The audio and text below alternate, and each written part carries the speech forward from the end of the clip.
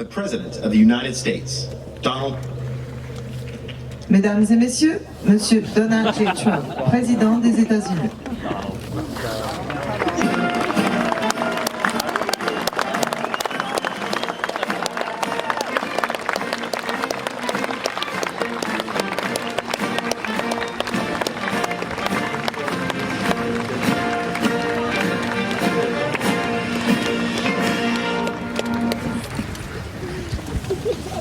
President Macron, Mrs. Macron, and the people of France, to the First Lady of the United States and members of the United States Congress, to distinguished guests, veterans, and my fellow Americans, we are gathered here on freedom's altar, on these shores, on these bluffs, on this day 75 years ago. 10,000 men shed their blood and thousands sacrificed their lives for their brothers, for their countries, and for the survival of liberty. Today we remember those who fell and we honor all who fought right here in Normandy. They won back this ground for civilization to more than 170 veterans of the Second World War who join us today. You are among the very greatest Americans who will ever live. You are the pride of our nation. You are the glory of our republic. And we thank you from the bottom of our hearts.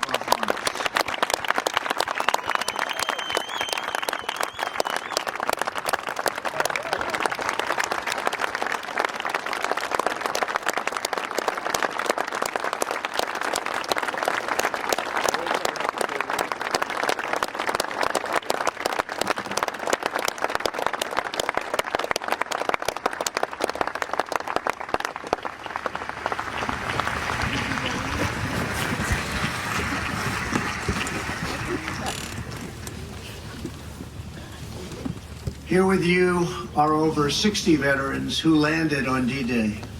Our debt to you is everlasting. Today we express our undying gratitude.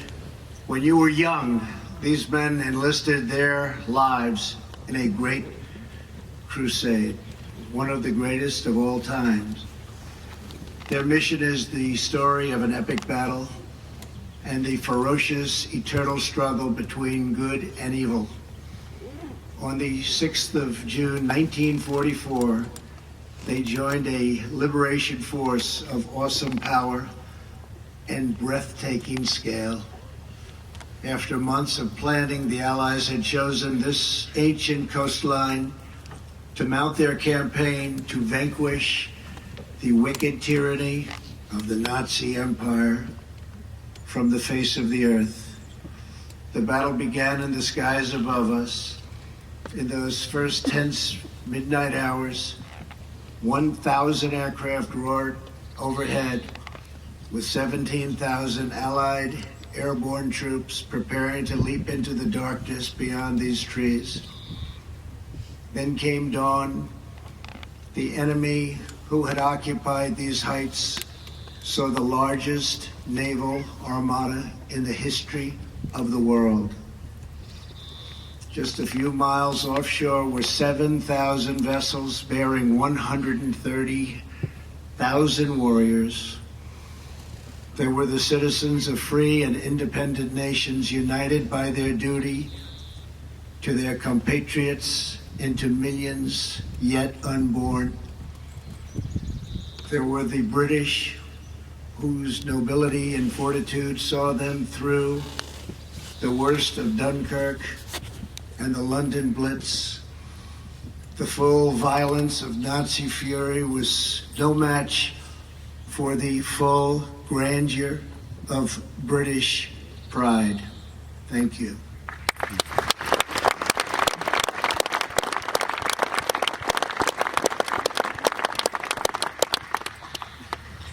There were the Canadians, whose robust sense of honor and loyalty compelled them to take up arms alongside Britain from the very, very beginning. There were the fighting Poles, the tough Norwegians, and the intrepid Aussies. There were the gallant French commandos, soon to be met by thousands of their brave countrymen ready to write a new chapter in the long history of French valor.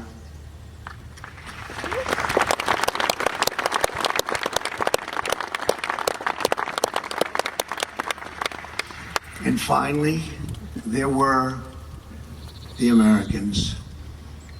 They came from the farms of a vast heartland, the streets of glowing cities, and the forges of mighty industrial towns. Before the war, many had never ventured beyond their own community. Now they had come to offer their lives half a world from home.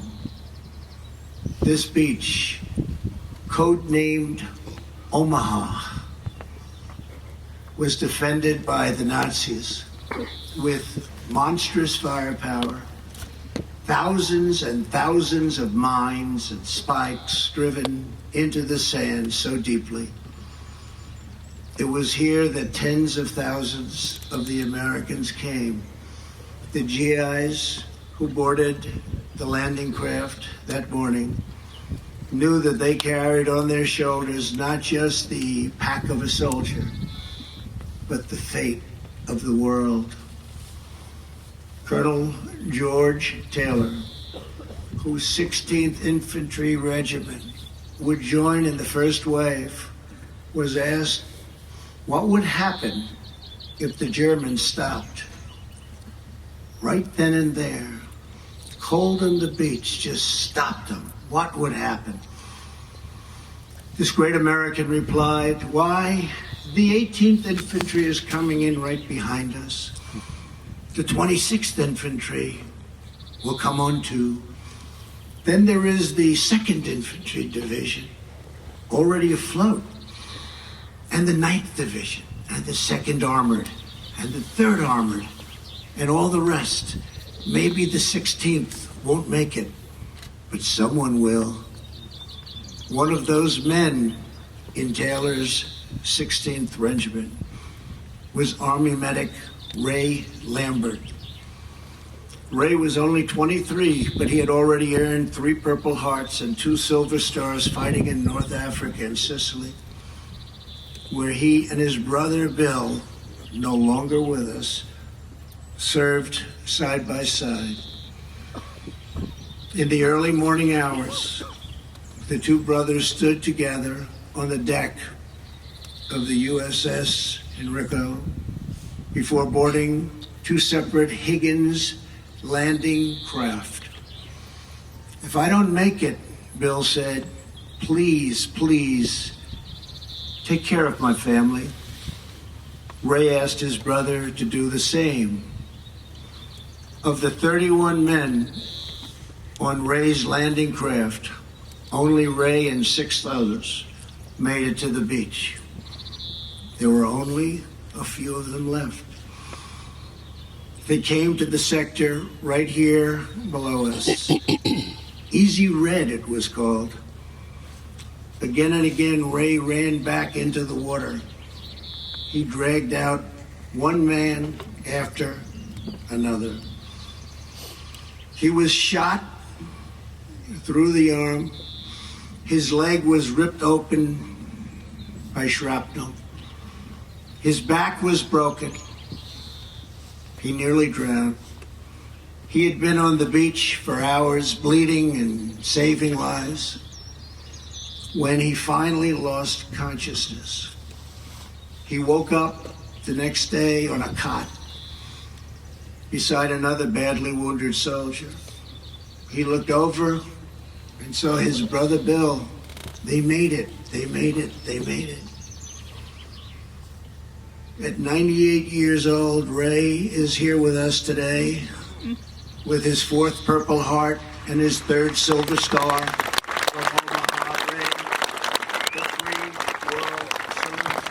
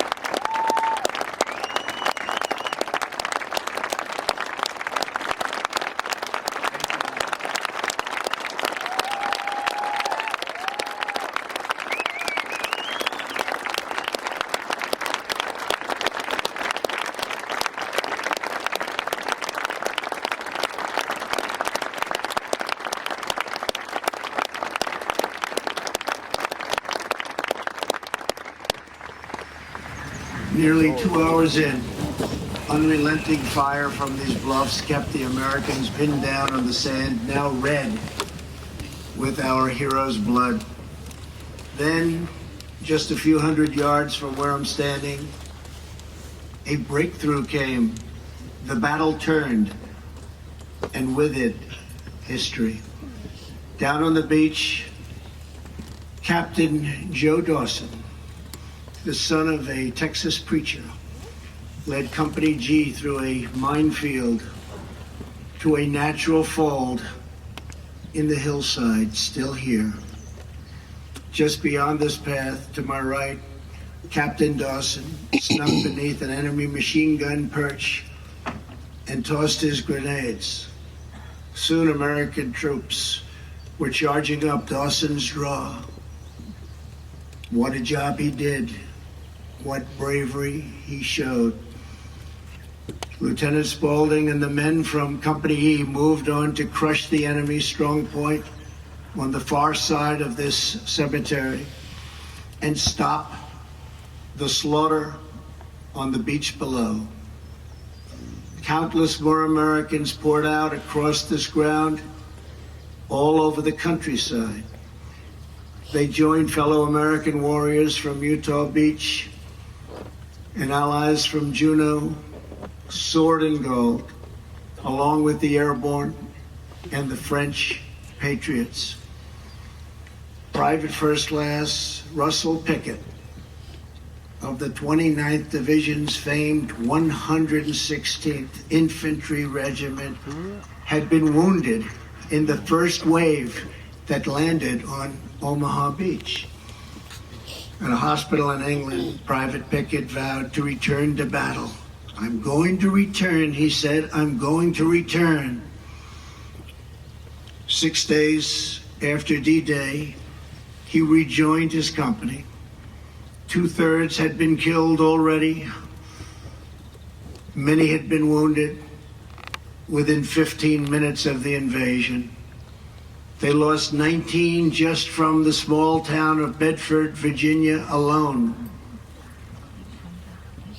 Before long, a grenade left Private Pickett, and he was gravely wounded, so badly wounded. Again, he chose to return. He didn't care. He had to be here. He was then wounded a third time and laid unconscious for 12 days. They thought he was gone. They thought he had no chance. Russell Pickett is the last known survivor of the legendary Company A. And today, believe it or not, he has returned once more to these shores to be with his comrades. Private Pickett, you honor us all with your presence.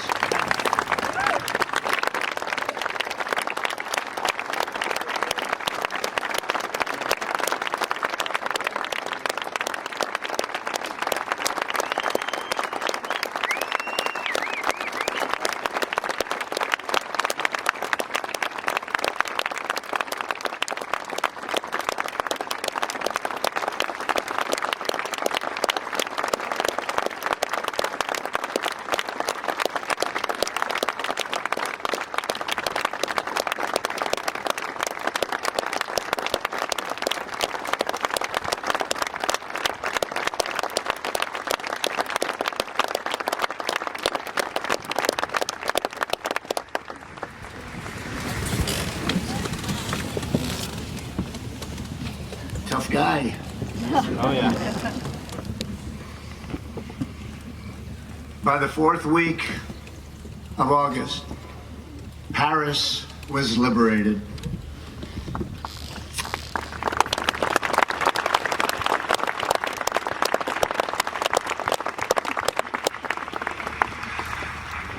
Some who landed here pushed all the way to the center of Germany. Some threw open the gates of Nazi concentration camps to liberate Jews who had suffered the bottomless horrors of the Holocaust. And some warriors fell on other fields of battle, returning to rest on this soil for eternity. Before this place was consecrated to history, the land was owned by a French farmer, a member of the French resistance. These were great people. These were strong and tough people. His terrified wife waited out D-Day in a nearby house, holding tight to their little baby girl. The next day, a soldier appeared. "I'm an American," he said. "I'm here to help." The French woman was overcome with emotion and cried. Days later, she laid flowers on fresh American graves. Today, her granddaughter, Stephanie, serves as a guide at this cemetery. This week, Stephanie led 92-year-old Marion Wynn of California to see the grave of her brother Don for the very first time. Marion and Stephanie are both with us today, and we thank you for keeping alive the memories of our precious heroes. Thank you.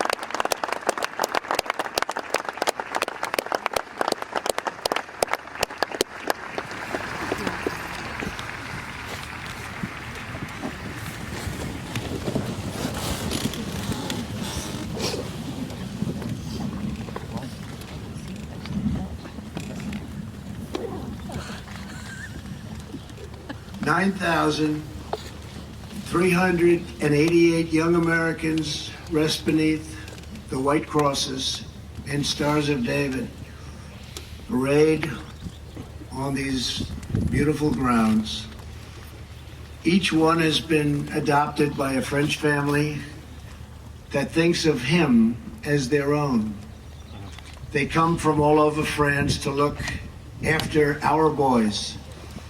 They kneel, they cry, they pray, they place flowers, and they never forget. Today, America embraces the French people and thanks you for honoring our beloved dead. Thank you.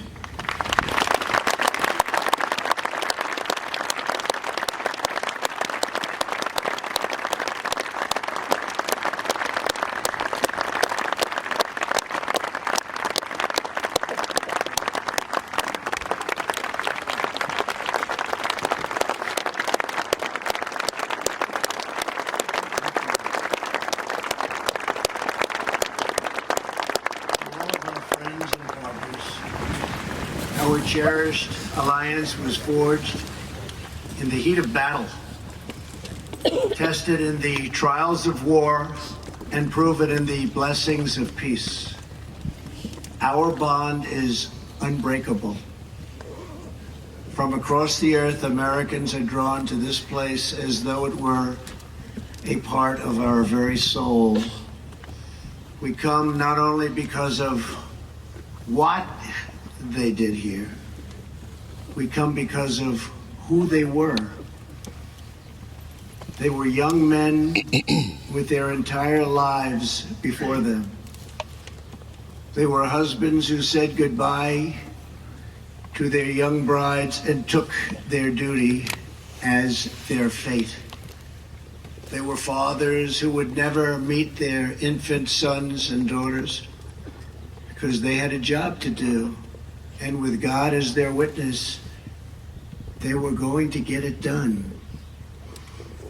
They came wave after wave, without question, without hesitation, and without complaint. More powerful than the strength of American arms was the strength of American hearts. These men ran through the fires of hell, moved by a force no weapon could destroy. The fierce patriotism of a free, proud, and sovereign people.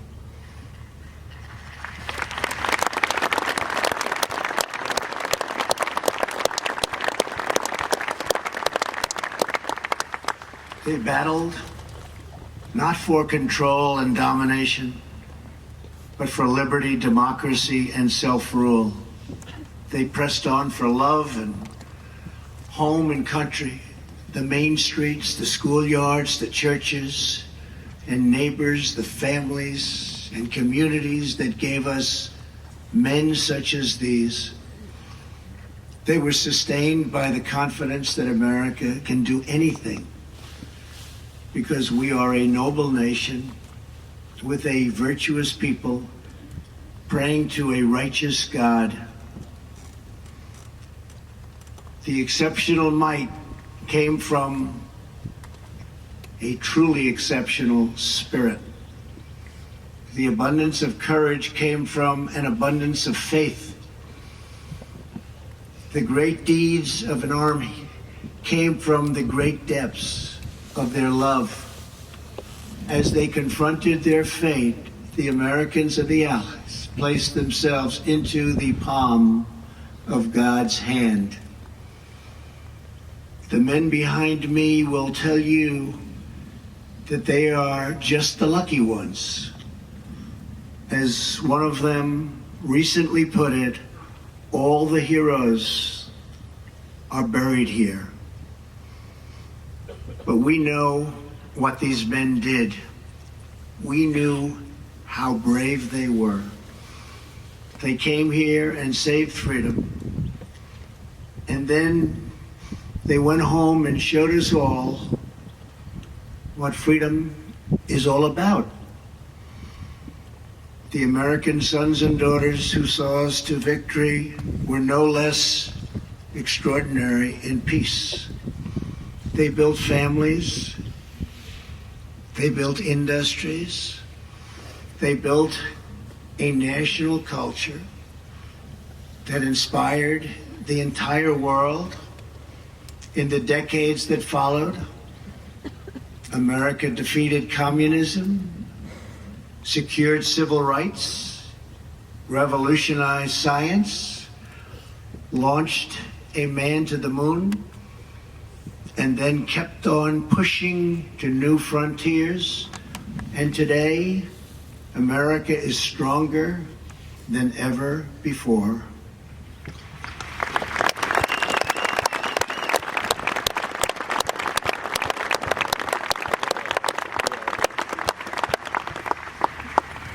Seven decades ago, the warriors of D-Day fought a sinister enemy who spoke of a 1,000-year empire. In defeating that evil, they left a legacy that will last not only for 1,000 years, but for all time. For as long as the soul knows of duty and honor, for as long as freedom keeps its hold on the human heart.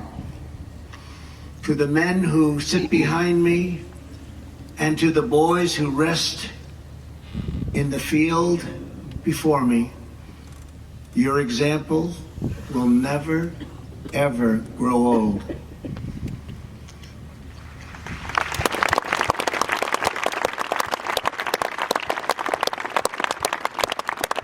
Your legend will never die. Your spirit, brave, unyielding, and true, will never die.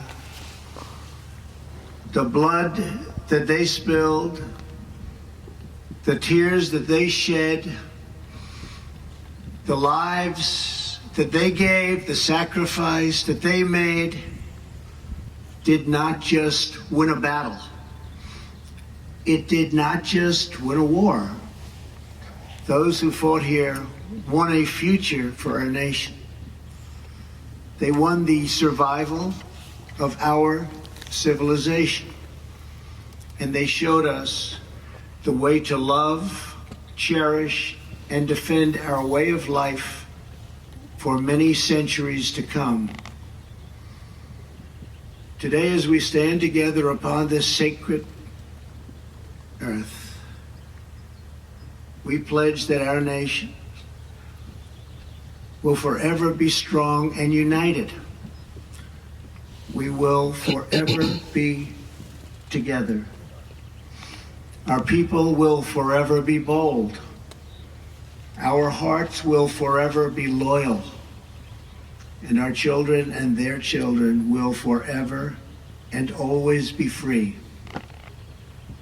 May God bless our great veterans. May God bless our allies. May God bless the heroes of D-Day. And may God bless America. Thank you. Thank you very much.